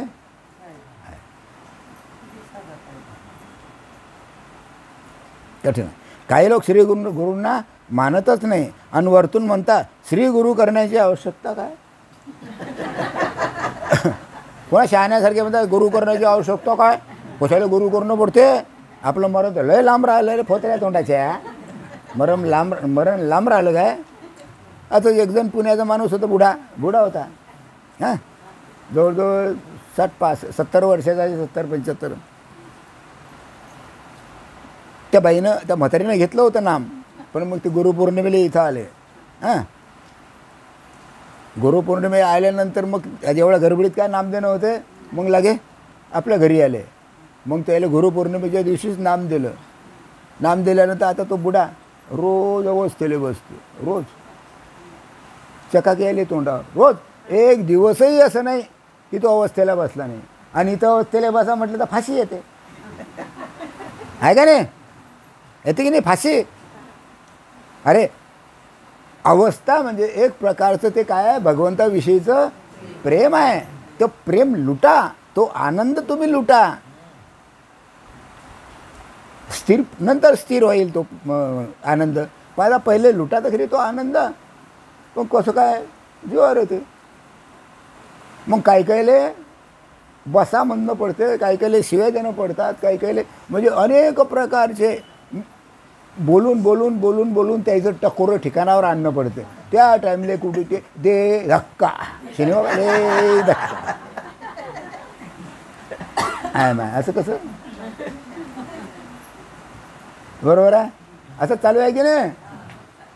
अरे तो आनंद बुडा रोज बसते ना रोज सकाळी उठला आंघोळ झाली की पहिले 9 वाजता आणि तोच बुडा काय म्हणे सांगू काय आतापासून कशाला देवदेव करायला लागते 70 वर्षाचा आतापासून कशाला देवदेव करायला लागते. पण त्या बुडीनं आणलं घाऱ्यावर इथं नाम द्यायलाच लावलं नाम दिलं ते बुड्याला अवस्था झाली. आता रोज 2 जण बसतात आहे त्याचे तोंड कशी चकचकीत झाले आता पहा. अनुभव आहे ना तसं नाम मिळाल्यानंतर आपले तोंडसुद्धा चकचकीत व्हायला पाहिजे. मरतुकलं नको हां मग अवस्थेला बसला तर चकचकीत तोंडी अवस्थेला बसला तर मरतोडी घ्यायची आहे का नाही. हां खरं का खोटं. कठीण आहे रे बाबा कठीण किती सांगा. आणि याचंच उदाहरण आता आजच वाचलं यूट्यूबवर ते उदाहरण सांगतो. बडा विद्वान पुरुष ज्ञानेश्वर माऊलीच्या समाधीचं वर्णन केलं. ज्ञानेश्वर माऊलीनं कशी समाधी घेतली नाही काय. मग मला कोणता अनुभव आला मी सांगतो. कोण तो माणूस म्हणायला लागला मी खाद्यावर घेतलं ते पालखी खाद्यावर घेतली आणि चाललो म्हणे पण मला इतकी तहान लागली की सांगताच येत नाही. असं वाटतं इतकुचा कधी खडी साखरेचा भेटला तर बरं होईन. मग काय झालं मला दिसत होतं खडी साखर पालखीत नव्हती. कोण आलं आणि काय आलं काय माहीत म्हणे. मोठा खडी साखरेचा खडा आणला आणि माझ्या तोंडात कोंबला. म्हणजे तो मला 1 तासभर टिकला. आता हा काय अनुभव आहे काय.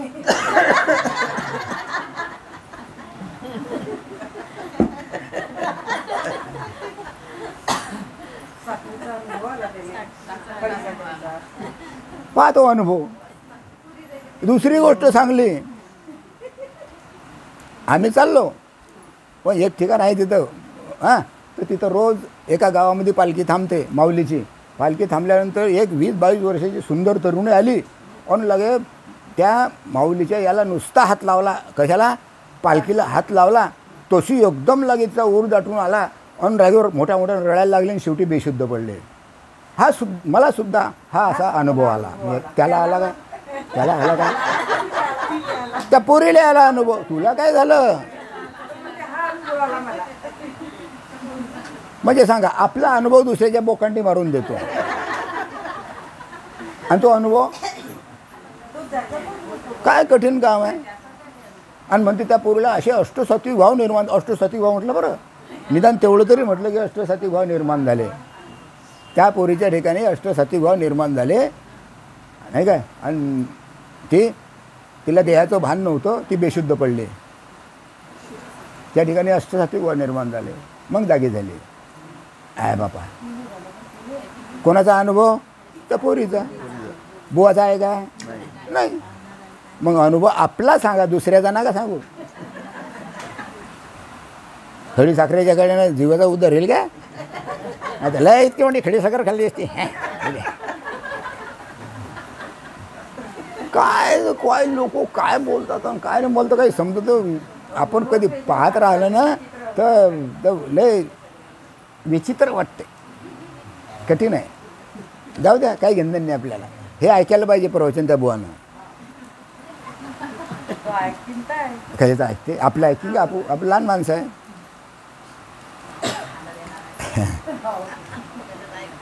हां चांगला अनुभव. मग तसा अनुभव तर तो सांगला. हां पण माऊलीला कुठे नेऊन ठेवलं त्यानं. हां अरे हो ते राहिले की सांगायचं. हो माऊलीला कुठून नेऊन सोडलं पहा. हां पहा ज्यावेळेस समाधीने घेतली माऊलीनं त्यावेळेस हे जे देह आहे हा देह त्या पाण्याशी एकरूप झाला. म्हणजे देह गेला पंचमहाभूतातलं पाण्याशी एकरूप. आता पाणी अग्नीशी एकरूप झालं. तिथं प्रकाश पडला आणि अग्नी वायुरूप झाला. म्हणजे तिथं महाराजाची समाधी काही देशेनाशी झाली कारण ते वायुरूप झाले. आणि तिथून मग शेवटी सर्वात शेवटी ते आकाशाशी एकरूप झाले. माऊली आकाशाची एक रूप आहे. आकाशाशी एकरूप झाले. आता आकाश हा पंचमहाभूताचा गुण आहे. आकाश म्हणजे शब्द. आकाशाचा गुण काय आहे? शब्द. अरे तिथं शब्दच राहत नाही ना, म्हणजे आकाशाची एकरूप झाले. आकाशापेक्षा वर नाही का काही? माहीतच नाही आकाशापेक्षा वर काय आहे. त्या स्वरूपापर्यंत ते पोचलेच नाही. अष्टसत्रूप हा बोलून राहिला ना. माऊलीला तू वाटतं म्हणजे माऊलीला तुम्ही कशात अटकवून राहिले? हिच्यात, या डबळ्यात अटकणारी आहे का माऊली? अरे तिथं ब्रह्मरूप झाली. म्हणजे असे विद्वान पंडित असतात. विद्वान पंडिताची कोणतीच गोष्ट ऐकायची नाही. काही फोका मारतात. कोण? विद्वान पंडित. तो जास्त शिकायला असते ना, काही फायदा नाही. तो काय सांगेन त्या तोंडातून काय शब्द नाही किंवा काय बोलले ना काय, अरे बाबा हे सांगताच नाही. बेकार काम आहे. जाऊ द्या. हां झाले अनुभव. हां आता यायचे अनुभव काय? यायचे अनुभव आहे की नाही? नवीन पोरीचे अनुभव सांगा ना. हां पहा.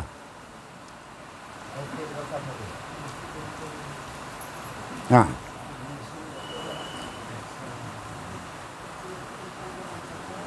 एवढा गुरुचा महिमा अगाध असून सुद्धा काही लोक गुरुला शरण हे झालेलं आहे नाही काय, आणि वरतून गुरुला काही मानत नाही.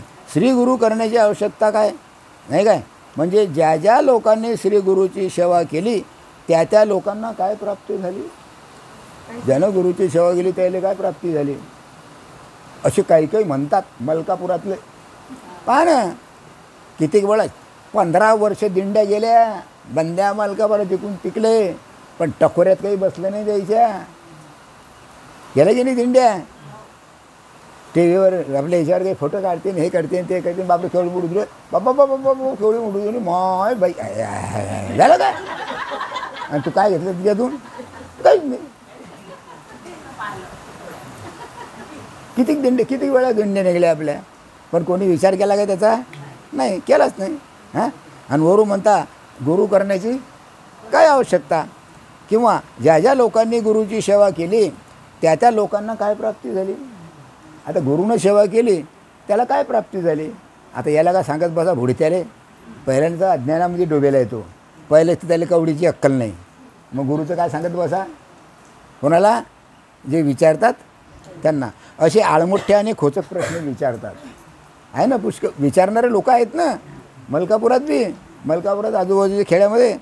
असे अज्ञानी लोक गुरुच्या सेवेमध्ये आणि त्यांच्या भजनामध्ये जे विलक्षण सुख आहे ते मात्र जाणत नाही. हे सुख कशामुळे मिळालं?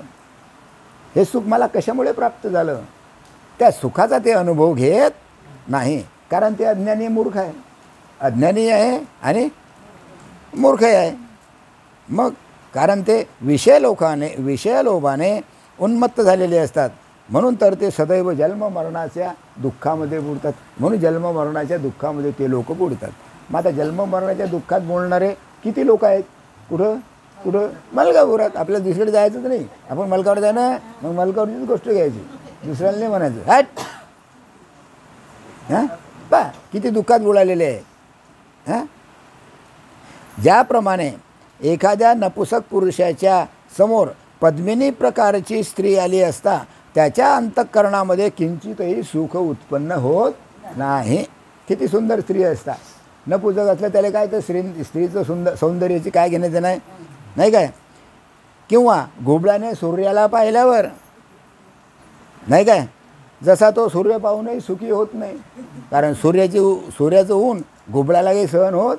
सूर्य निघाला की घुबड चुपचाप एका ठिकाणी जाऊन बसते, कारण त्याला अंधाराची सवय नाही काय. कारण त्याला दिवसा डोळे असूनही दिसत नाही. कोणाला? घुबडाला. मग असेच घुबडाची अवलाद.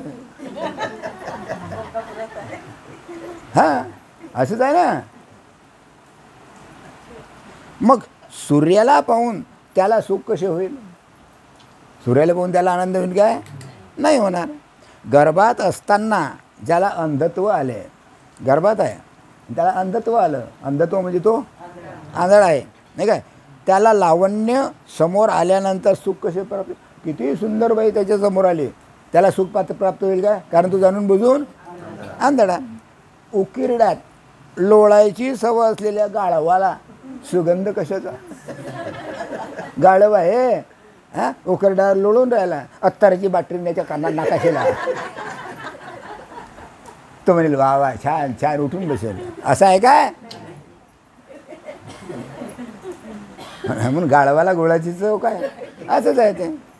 हां, सदैव गटारीत तोंड घालून फिरणाऱ्या डुकराला पुरणपोळी कसे गोड लागेल? अरे हमेशा हमेशा लोळतो तो. कशात? गुखारीत हमेशा लोळतो, गंदगीत हमेशा लोळतो डुक्कर, बरोबर आहे. आणि चांगलं चुंगलं त्याच्याजवळ खायला दिलं तो खाईल का? तो जाईन तिकडेच. कुणीकडे?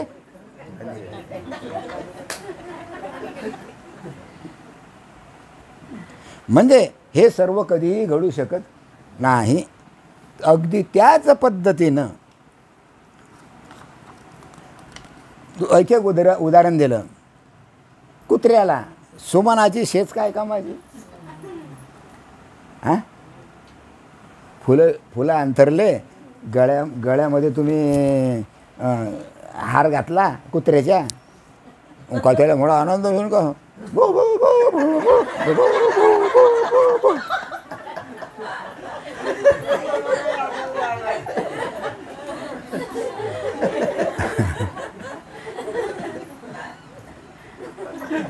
काही फायदा आहे त्याचा?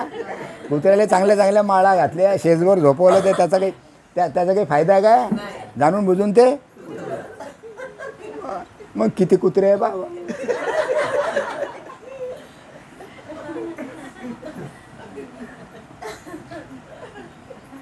केवढे मोठे संतानं उदाहरणं ठेवले तरी डोकं ठिकाणावर नाही, अक्कल ठिकाणावर नाही. हां, बधीर म्हणजे माझ्यासारखा बहिरा. बहिऱ्या माणसाला कीर्तनाची गोळी कशाची? आणि खरंच मला कीर्तनाची गोळीच नाही, कारण मी कसं आहे, बहिरा आहे. बहिऱ्या माणसाला कीर्तन समजते काय? नाही. येतं का ऐकलं तर तो इकडच्या तिकडे तिकडच्या तिकडे करून टाकतो, कारण त्याला ऐकूच येत नाही. हां, या सर्वांना त्या प्रकारची गोडी लागणे कधीच घडणार नाही. मूर्ख माणसाला सद्गुरूचे भजन हे कधीही घडणे शक्य नाही. मूर्ख मनुष्य सद्गुरूचं भजन कधीच कळत नाही, कारण त्यांच्या संचितामध्ये असणारं जे पाप आहे, अनंत जन्मीचं त्यांच्या संचितामध्ये असणारं जे पाप आहे, हे पाप तेच त्याला जन्म मरणाला कारण आहे. अनंत जन्मीचं पाप गेलं, ते पाप जास्त झालं ना, त्याच्यामुळे ते जन्म मरणारं कारण आहे त्याच्या, बरोबर आहे. म्हणून जोपर्यंत त्याचे पाप शिल्लक आहे तोपर्यंत त्याचं जन्म मरण घालविणाऱ्या श्री गुरूंची प्राप्ती होणारच नाही. अनंत जन्माचं जे पाप आहे ते जोपर्यंत शिल्लक आहे तोपर्यंत जन्म मरण घालविणाऱ्या गुरुची त्याला प्राप्ती होणार नाही. अनंत जन्मीचं पुण्य संचित पूर्ण ज्यावेळेस पूर्ण जन्म घेऊन अनंत जन्म घेऊन ज्या वेळेस ते पुण्य जास्त वाढेल त्यावेळेसच त्याला सद्गुरूची भेट होईल, तशी भेट होणार नाही, बरोबर आहे. तोपर्यंत त्याला जन्ममरण घालविणाऱ्या गुरुची प्राप्ती होणारच नाही. जसे एखाद्या मुक्या माणसाने शब्दाची चातुर्यता दाखवली, मुका माणूस आहे, मुका, त्याला बोलतो जिप्ती, काय बोलली तो मुक्का, त्याला बोलतात नाही येत ना. मग काय काय शब्दाची चातुर्यता दाखवेल, काय विद्वत्ता पांडित्य दाखवेल तो? हां, अतिशय जडबुद्धीचा महिषी पुत्र म्हणजे ह्याला रेडा. हां, जडबुद्धीचा महिषी पुत्र म्हणजे रेडा. हां, पुराण सांगणारा वक्ता व्हावा. हां, रेडा जर पुराण सांगणारा जर वक्ता व्हावा, किंवा एखादा पाय नसणारा पांगुळ तीर्थयात्रेला जाईल, असे कधी घडू शकतच नाही. हां, जाऊ शकते काय? नाही. किती उदाहरणं दिले पहा. एखाद्या माकडाला सिंहासन प्राप्त झाले. माकडं भक्कम आहे की नाही मलकापुरात? नाही काही नाही, राहू दे. माकडं भक्कम आहे की नाही? हां, अरे मलकापुरात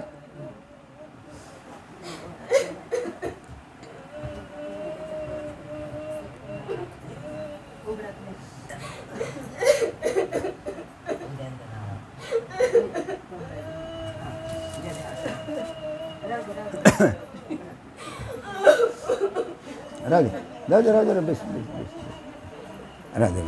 पहा हां हां, अजान चालू आहेत का?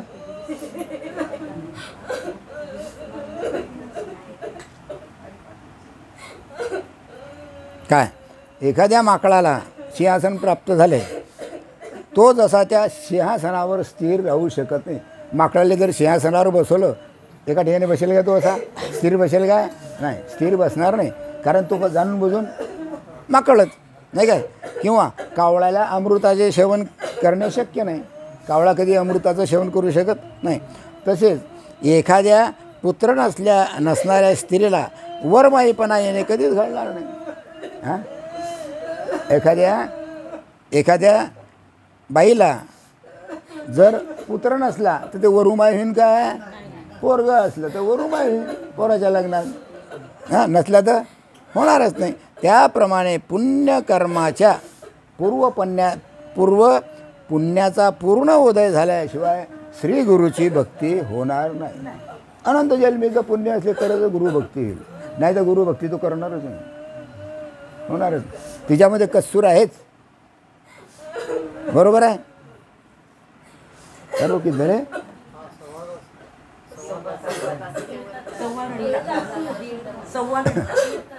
सव्वा तास. बरं, हां, पहा झालं काय? हां, जे जीव पुण्य प्राप्त करून त्या योग्यतेचे असतात तेव्हा सद्गुरू भक्ती प्राप्त करून घेतात. त्या व्यतिरिक्त इतर जे मूर्ख भ्रमात अडलेले जीव आहे ते गुरुभक्ती प्राप्त करून घेऊ शकत नाही. त्यानंतर जन्माच्या पुल्याशिवाय गुरुची भेट नाही. गुरुची भक्ती करणारा साधक स्वरूपाच्या ठिकाणी सदैव तो आनंद भोगत असतो आणि मूर्खजन सदैव भ्रमात राहतात. आणि जे मूर्ख लोक असतात ते भ्रमात राहतात. आणि तो आनंद कोण उपभोगतो? गुरुभक्त. हां, एवढे कठोर शब्द ऐकत असताना, आता किती मोठं कठोर शब्द आहे कोणाचे? शांतीब्रह्म एकनाथ महाराजांचे कठोर शब्द आहेत हे. एवढे कठोर शब्द ऐकत असताना कदाचित ऐकणाऱ्या श्रोत्यांच्या मनात खेद उत्पन्न होईल. तुम्हाला सर्वांना काय होईल? दुःख. पाहावं एकनाथ महाराज कुशे म्हणतात. येईल का नाही? होईल का नाही? हां, नाथ बाबा तुम्ही फार कठोर शब्दामध्ये बोलत आहात असे काही काही लोक म्हणतील. बरोबर आहे. परंतु श्रोत्यांनी मनामध्ये कोणत्याच प्रकारचा खेद मानू नये.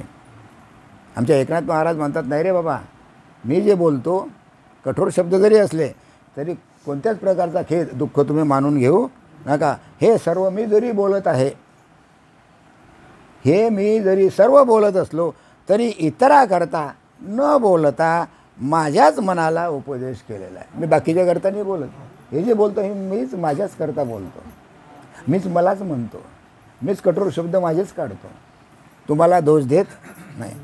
कारण मला असे वाटते की मोक्षाचे पद प्राप्त करून घेण्यासाठी आनंदाचा कंद असणाऱ्या श्री गुरूंना भावयुक्त अंतःकरणाने बघावे. तुम्हाला जर मोक्ष प्राप्त करून घ्यायचा असला तर गुरूंना भावयुक्त अंतःकरणारं गुरुला भजावं.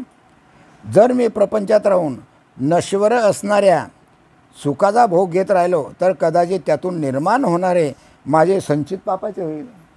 आता मी हमेशा प्रपंचात राहून त्या सुखाचा जर उपभोग घेतला तर कदाचित माझ्या ठिकाणी पापाचं संचित होईल. आणि पापाचं संचित झाल्यानंतर तेच मला जन्ममरणाच्या फेऱ्यामध्ये घेऊन जाईल आणि त्यामुळे भवसिंधूला भरतील. भवसिंधूला भरतील म्हणजे मला जन्ममरणाच्या फेऱ्या ओळखावं लागतील. म्हणजे जन्ममरण रूप समुद्राला भरतील. माझं जन्ममरण टळणार नाही आणि त्यातून सदैव जन्ममरणाची मोठी भीती माझ्याकडून राहून जाईल.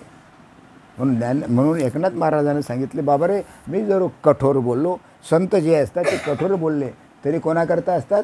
जगाकरता तो उपदेश असते, नाही काय. प्रपंचात जर सुख प्राप्त झाले असते तर साधू संतांनी गिरी कंदरामध्ये म्हणजे पर्वतामध्ये कशाला वास्तव केले असते? प्रपंचामध्ये जर सुख असतं, नाही काय, तर साधू संत गिरी कंदरा जंगलामध्ये, नाही काय, पहाडामध्ये जाऊन सुख प्राप्त करण्याकरता गेलेच नसते. अहो, सामान्य माणसाचा प्रपंच तर राहू द्या, पण त्याहीपेक्षा राज्यभोग भोगणारे कितीतरी राज्य टाकून सद्गुरूच्या चरणी लागले. पूर्वीच्या काळी जेवढे राजे लोक होते, या लोकांनी राज्य केलं, परंतु शेवटी ते गुरुला शरण गेले. म्हणजे त्यांनी आपलं राज्य सोडून दिलं, पोराच्या हाती देऊन टाकलं आणि सद्गुरूला शरण गेले. प्रत्येक राजा पहा, तुम्ही पुराण वाचा, सद्गुरूला शरण गेले. ते एवढं मोठं सार्वभौम राज्य त्यांनी काय केलं? सोडून दिले, वनामध्ये निघून गेले. कशा करता? त्या आत्मसुखाकरता. मग आता ते राजे लोक काय मॅड होते काय? वेडे होते काय? कारण ते कंटाळले होते प्रपंचाला आणि जे सुख पाहिजे ते सुख त्यांना मिळालं नाही. म्हणून ते कुठे गेले? गिरीकंदरात जाऊन बसले. आणि हीच पद्धत आहे. आणि आताचे जे राजे आहे हे गिरीकंदरात जाऊन बसतात काय? आज मलकापूर, सकाळी 8 वाजेला मलकापूरला प्रोग्राम, 9 वाजेला बुलढाण्याला प्रोग्राम, 10 वाजेला मेहकरला प्रोग्राम, त्याच्यानंतर मग प्रस्थान करतील नागपूरकडे. त्याच्यामागे मान, प्रतिष्ठा, पैसा आहे का नाही? हेच चालू आहे जिकडे तिकडे, हेच चालू आहे.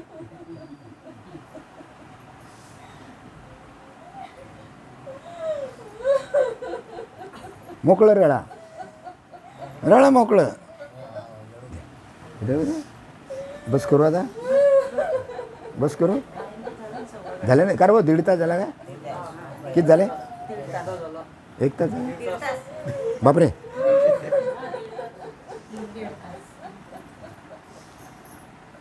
द्यावेग. शाबाश शाबाश शाबाश. द्यावेग. अजय एकादशीच्या निमित्तानं आपण सर्वजण या ठिकाणी जमलो. झालेली सेवा सद्गुरू श्रीपाद बाबांच्या चरणी अर्पण करतो आणि माझे 2 शब्द संपवतो. पुंडलिक वरदे हरी विठ्ठल श्री ज्ञानदेव तुकार. पंढरीनाथ महाराज की जय. माऊली ज्ञानेश्वर महाराज की. राष्ट्रसंत सद्गुरू श्रीपाद बाबा की जय. सच्चिदानंद रामदास बाबा की जय. सभा संतन की जय.